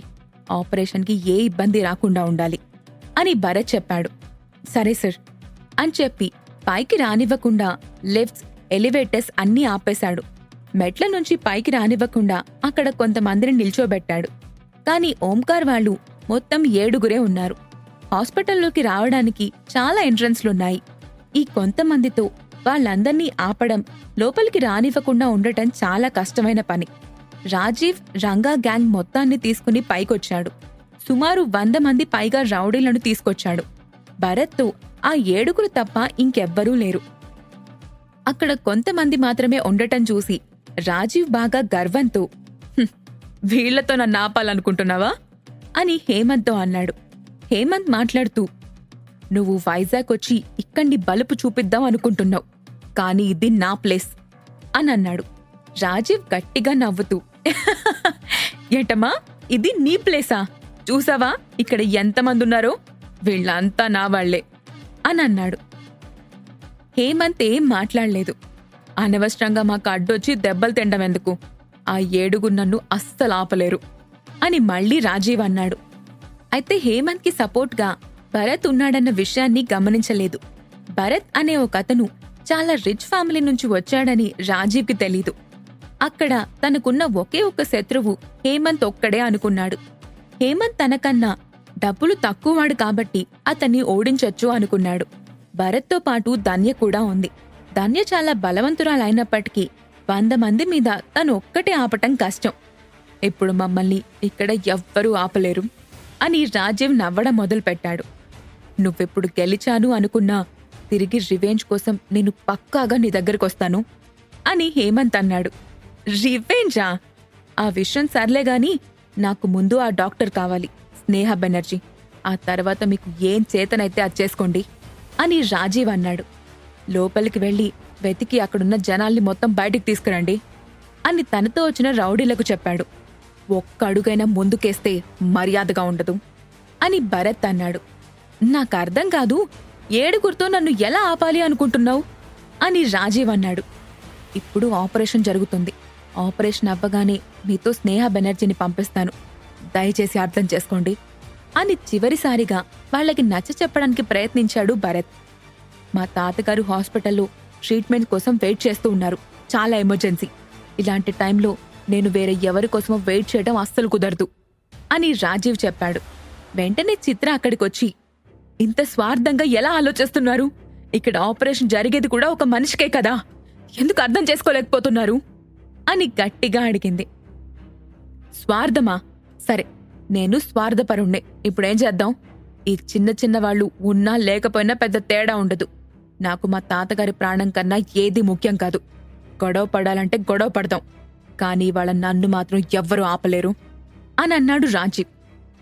ఎవరు అడ్డొచ్చినా సరే, చంపైనా సరే, స్నేహ బెనర్జీని బయటకు తీసుకురండి. ఏం జరిగినా నేను చూసుకుంటాను. స్నేహ బెనర్జీని బయటికి తీసుకొచ్చిన వాళ్లకి 20 లక్షలు ఇస్తాను అని రాజీవ్ రౌడీలకు చెప్పాడు. రౌడీలంతా వాళ్ళని కొట్టడానికి వెళ్తున్నారు. వాళ్ళు ఒక చిన్న కారిడార్లో ఉండడం వల్ల ఓంకార్ వాళ్ళు వాళ్లతో ఫైట్ చేయగలుగుతున్నారు. అదే పెద్ద ప్లేస్ అయ్యుంటే ఓంకార్ వాళ్ళందరూ ఎప్పుడో వాళ్ళందరి చేతిలో దెబ్బలు తినేవారు. ఈ గొడవంతా విని ఆపరేషన్ రూమ్ నుంచి ఒక డాక్టర్ బయటికొచ్చి, ఏంటి గొడవంతా అని అడిగాడు. ఇక్కడ ఒక చిన్న ప్రాబ్లం ఉంది, లోపలంతా ఓకేనా అని భరత్ ఆ డాక్టర్ని అడిగాడు. ఆపరేషన్ క్రిటికల్ టైంలో ఉంది. ఈ గొడవంతా వినేసరికి స్నేహ బెనర్జీ గారు నన్ను బయటికి పంపించారు. ఈ గొడవ వల్ల డిస్టర్బ్ అవుతున్నాం అని చెప్పాడు. అవును సార్, కానీ క్షమించండి, వీళ్ళందర్నీ మేం చూసుకుంటాం, ఆపరేషన్ జాగ్రత్తగా చేయండి అని చెప్పాడు భరత్. వీలైనంత త్వరగా వీళ్ళందర్నీ బయటికి పంపించేసేయండి అని చెప్పి ఆ డాక్టర్ లోపలికి వెళ్ళిపోయాడు. ఓంకార్ ముందుగా వచ్చిన వాళ్ళందర్నీ కొట్టి పడేశాడు. కానీ ఎక్కువ మంది ఉండటం వల్ల అతను తనకున్న తక్కువ టీంతో వాళ్లతో పోరాడలేకపోతున్నాడు. ఇదంతా చూస్తున్న రాజీవ్, ఇంకా సరిపోలేదా? ఇప్పటికైనా తప్పుకుంటే మీకే మంచిది, మిమ్మల్ని ఏం చేయకుండా వదిలేస్తాను అని అన్నాడు. తప్పకుండా నువ్వే గెలుస్తాను అని అనుకుంటున్నావా అని భరత్ అడిగాడు. డౌటా అని రాజీవ్ అన్నాడు. ఒక్కసారి నీ వెనక చూడు అని భరత్ అన్నాడు. నా చుట్టూ అని వెనక్కి తిరుగుతూ మాట మధ్యలోనే ఆపేసి షాక్తో నోరు తెరిచాడు రాజీవ్. రాజీవ్ అస్సలు ఊహించినట్టు అక్కడికి 400 మంది సెక్యూరిటీ గార్డ్స్ వచ్చేశారు. ఇంతమంది ఇక్కడికి ఎప్పుడొచ్చారు అని భయంతో అన్నాడు రాజీవ్. ఇంతకన్నా భయంకరమైన విషయం ఏమిటంటే రాజీవ్ కేవలం 400 మందిని హాస్పిటల్లో చూశాడు. హాస్పిటల్ బయట మొత్తం భరత్, హేమంత్ సెక్యూరిటీ గార్డ్సే ఉన్నారు. ఇప్పుడు హాస్పిటల్ మొత్తం భరత్ సెక్యూరిటీ ఫోర్సే ఉన్నారు. ఓ, వీళ్ళంతా నీవాళ్ళా అని అన్నాడు రాజీవ్. ఇప్పుడు దమ్ముంటే ఆపరేషన్ థియేటర్ దగ్గరికెళ్ళు అని భరత్ అన్నాడు. భరత్ సెక్యూరిటీ ఫోర్స్ బోట్ ద్వారా రావడం వలన లేటుగా వచ్చారు. ఆ తర్వాత వాళ్ళు హేమంత్ వాళ్ల గ్యాంగ్ మొత్తాన్ని కలిసి ఇక్కడికొచ్చేసరికి లేట్ అయింది. కానీ టైంకొచ్చేశారు. ఈ గొడవ పెంచుకుంటూ పోతే అతనికే నష్టమని ఇంకా రాజీవ్కి అర్థమైపోయింది. సరే, నేను ఆపరేషన్ అయ్యేదాకా వెయిట్ చేస్తాను, సారీ అని రాజీవ్ చెప్పాడు. నీ వాళ్లందర్నీ కొట్టి ఇక్కడి నుంచి బయటకు పంపించడం నాకు చాలా చిన్న విషయం. ఇక్కడ మా ఫ్రెండ్కి ఆపరేషన్ జరుగుతుంది, ఇక్కడి నుంచి మీరే వెళ్ళిపోండి అని భరత్ రాజీవ్తో అన్నాడు.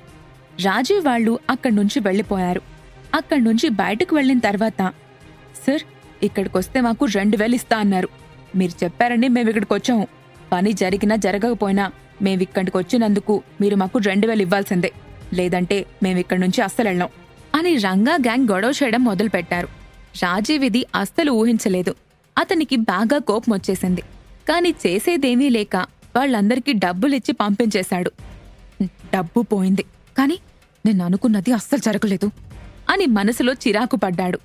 అక్కడ్నుంచి రాజీవ్ కూడా వెళ్ళిపోవాలి అనుకున్నాడు. కాని భరత్ అతని దగ్గరకు వెళ్లాడు. రాజీవ్ పక్కకు వెళ్తుంటే భరత్ అతన్ని అడ్డుకున్నాడు. ఏంటి, ఎందుకొచ్చావు అని రాజీవ్ అడిగాడు. నీతో కొంచెం మాట్లాడాలి, కూర్చో అని భరత్ అన్నాడు. రాజీవ్ చెంప మీద లాగిపెట్టి కొట్టాడు భరత్.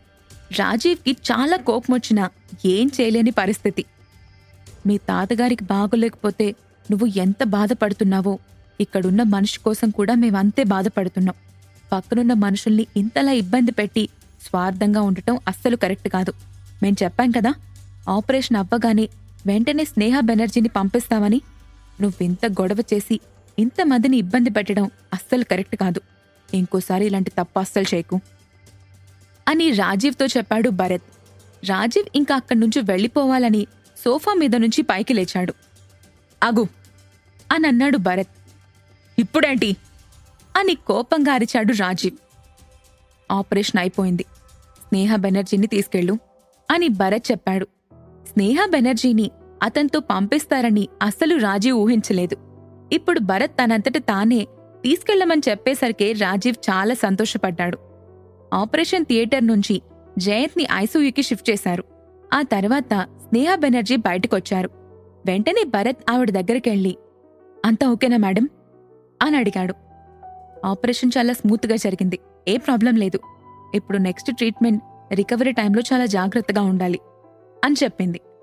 మీకు చాలా చాలా థ్యాంక్స్, మీరు మాకు చాలా హెల్ప్ చేశారు అని భరత్ మాట్లాడుతూ ఉండగానే అక్కడికి రాజీవ్ పరిగెత్తుకుంటూ వచ్చి, మేడం, మా తాతగారికి హెల్త్ అస్సలు బాలేదు. నేను వేరే ఊరు నుంచి ఇక్కడికొచ్చాను. మీరొచ్చి ఆయనకు ట్రీట్మెంట్ చేస్తే ఆయన కోలుకుంటారు.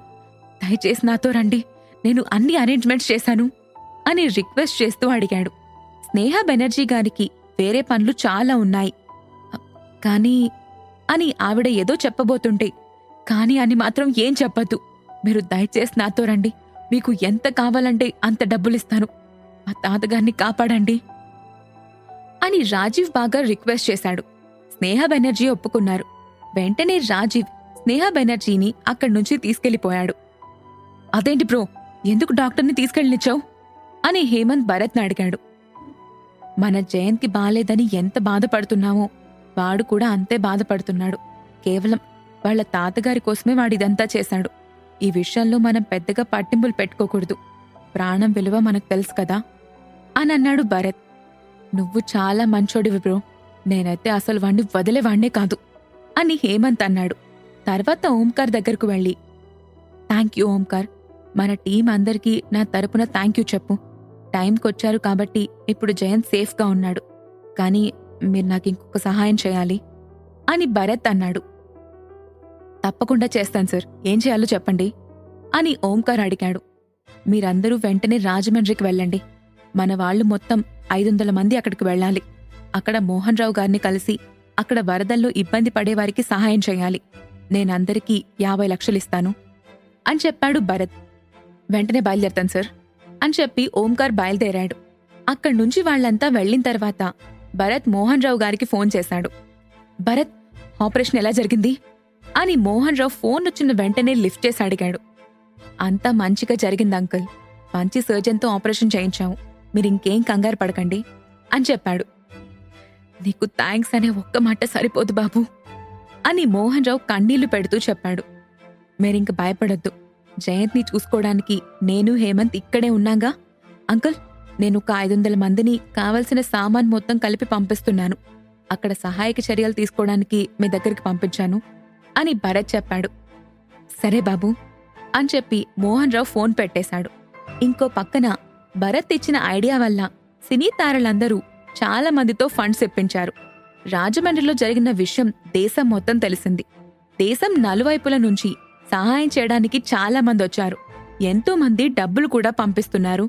ఆ పాపకేమైంది? జయంత్నిప్పుడు ఎవరు చూసుకుంటారు? ఈ విషయాలన్నీ తెలియాలంటే నెక్స్ట్ ఎపిసోడ్ వినాల్సిందే.